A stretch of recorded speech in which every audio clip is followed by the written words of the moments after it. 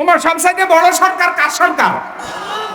দুনিয়ার সব সরকার পরিবর্তন হয়, দুনিয়ার সব সরকারের ক্ষমতা যাওয়ার আশঙ্কা আছে, আল্লাহর ক্ষমতা যাওয়ার কোনো আশঙ্কা আসেনি। কবরে কোনো দলীয় পরিচয় বিশ্বাস করে। আসল মিজান ফুলসেরাতে আপনার আযাবের দায় দায়িত্ব কোন দল কোন নেতা নিবে না, আমি ফখরুদ্দিনও নিব না। কিন্তু আমি কথা বলতেছি কেন? এটা ধর্মীয় দায়িত্ব। যখন এই মঞ্চে বসবে তখনই যেদিন যে বিষয়ে কথা বলবে সেই বিষয়ে সে হক কথাগুলি বলার চেষ্টা করবে। আল্লাহ আমাদেরকে বুঝার তৌফিক দাও। এখন এটাই কারণে বললাম যে এখন তিনি হায়াত থাকলে আল্লাহ সুস্থ করে দেয়, কিন্তু হায়াত না থাকলে তিনি মুসলমান হইয়া ঈমান নিয়ে মরার দরকার আছে না নাই? এখন কেউ যদি ঈমান হারা হয়ে মারা যায়, সে কি দুনিয়াতে প্রেসিডেন্ট ছিল, নাকি কোটি টাকার মালিক ছিল, নাকি কোন দলের নেতা নেত্রী ছিল, এটার কাছে, এটা আল্লাহর কাছে এটার কোনো দাম। ধরেন একজন কোটি টাকার মালিক বড় নেতা কিন্তু বেঈমান হয়ে মারা গেছে, আর আরেকজন আপনাদের সরগাজের রাস্তার ফকির কিন্তু ঈমান নিয়ে মারা গেছে। মনে রাখবেন, ওই যে বেঈমান হয়ে মারা গেছে ওর আমও গেছে সালাও গেছে, জাহান্নামে যাবে। আর যে রাস্তার ফকির ঈমান নিয়ে মুসলমানের তুই নিয়ে মরতে পারছে, সে পরকালে বাদশা হয়ে গেল। এই জন্য আল্লাহ তাআলা কোরআনে একথা বলে নাই যে প্রেসিডেন্ট হইয়া মরো, মন্ত্রী হইয়া মরো, টাকাওয়ালা হইয়া মরো, ক্ষমতাওয়ালা হইয়া মরো। বরং আল্লাহ বলছে লা তামুতুন্না ইল্লা ওয়া আনতুম মুসলিমুন, খবরদার মুসলমান না হইয়া মরিও না। প্রেসিডেন্ট হইলে কোনো অসুবিধা নাই, কিন্তু আগে মুসলমান হও পরে প্রেসিডেন্ট, খুব খেয়াল করেন। প্রধানমন্ত্রী হইলে কোনো অসুবিধা নাই, কেউ না কেউ হতেই তো হবে, কারো না কারো নেতৃত্বে যাওয়ার দরকার আছে, কিন্তু নেতা পরে হও, আগে মুসলমান হও। মুসলমানিত্ব ঠিক করে প্রেসিডেন্টগিরি করো, মুসলমানিত্ব ঠিক রেখে প্রধানমন্ত্রীগিরি করো, মুসলমানিত্ব ঠিক রেখে এমপি হও, মুসলমানিত্ব ঠিক রেখে চেয়ারম্যান হও, মুসলমানিত্ব ঠিক রেখে টিএনও হও, মুসলমানিত্ব ঠিক রেখে ডিসি হও, মুসলমানিত্ব ঠিক রেখে মেম্বার হও। কারণ এগুলির আল্লাহর কাছে কোনো দাম নাই। যদি মুসলমানিত্ব ঠিক থাকে তাহলে এইসব পদের লোকেরা আল্লাহওয়ালা হয়ে যাবে। আর এমন আল্লাহওয়ালা লোক যদি সমাজের নেতা হয়, সেই সমাজে দুর্নীতি, সন্ত্রাস, চাঁদাবাজি থাকবে না, ওই সমাজটা শান্তির সমাজ হয়ে যাবে।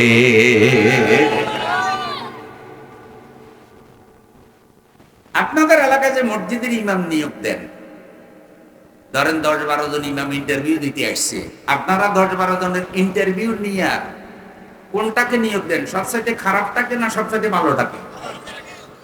আচ্ছা, যারা ইন্টারভিউ দিতে আসছে সবারই তো কিছু না কিছু যোগ্যতা, কিন্তু আপনারা দেখেন এই 12 জনের মধ্যে কোনটা সবচাইতে ভালো হুজুর? এই হুজুরে আপনাদের নামাজ পড়াবে। কি পড়াবে? তো নামাজ পড়ানোর জন্য 10-12 জন 12 হুজুর, ভালো হুজুর আসছে, সবাই মোটামুটি নামাজ পড়াইতে পারবে, সবার মধ্যে যোগ্যতা আছে, কিন্তু কারোর মধ্যে কম, কারোর মধ্যে বেশি। তো এই 12 জন হুজুরের মধ্যে যেমন ভালো হুজুরটা বাছাই করে মসজিদের ইমাম বানান, 10-12 জন হুজুর ইন্টারভিউ দিতে আসছে, আপনারা রেজাউল হক মদিনাতুল উলুম মাদ্রাসায় শিক্ষক নিবেন, ওই 10-12 জনের মধ্যে যেটা ভালো তারাই তো শিক্ষক নিবেন। তো ইমাম নিতে ভালো জনেরই নিবেন, শিক্ষক নিতে ভালো জনেরই নিবেন। এইভাবে যত লোক নেতা হিসাবে প্রার্থী হবে তাদের মধ্যে ভালো মানুষটারে নেতা বানাবেন, তা না হলে শান্তি আসবে না। আমার বুঝছেন নিও। এখন শীতকাল, শীতকালে খেজুর গাছে কি পাওয়া যায়? এক কলসি রসের দাম কত হইতে পারে এখন?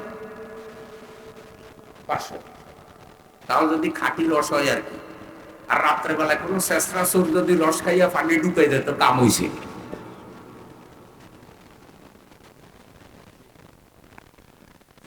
আমার ভাইয়ারা, এখন আপনার মনে বড় শখ, আপনি খেজুরের রস খাবেন শীতকালে। খাওয়ার জন্য রামগতি বাজারে গিয়ে একটা তেঁতুল গাছ কিনে আনছেন, সেই তেঁতুল গাছটা মাটির মধ্যে লাগাইছেন, দোয়া কলমা ফুলিয়া সার দিছেন, 10-12 বছর বয়সে তেঁতুল গাছ বড় হয়েছে, কিন্তু খেজুরের রস দেয় না। শেষ পর্যন্ত 7-8 জন হুজুর দেখছেন, হুজুরদেরকে ডাকিয়ে কইছেন বড় খতম পড়েন, আমার গাছে কেন রস দেয় না? হুজুররা বরখতম করে দোয়া করতেছে, কিন্তু খেজুরের রস পাওয়া যায় না। আচ্ছা, খেজুরের রস পাইতে হইলে কি তেঁতুল গাছ লাগাবে না খেজুর গাছ লাগাবে? কিন্তু চায় খেজুরের রস লাগাইছে তেঁতুল গাছ। এবার কোন দোয়া কলমায় কামড় করি, তাহলে দোষ কি দোয়ার, দোষ কি হুজুরের, না দোষ তার নিজের? দোয়া কলমা কাজ হইতো যদি সে খেজুর গাছ লাগাইত, কিন্তু লাগাইছে কি গাছ? জোরে কোন?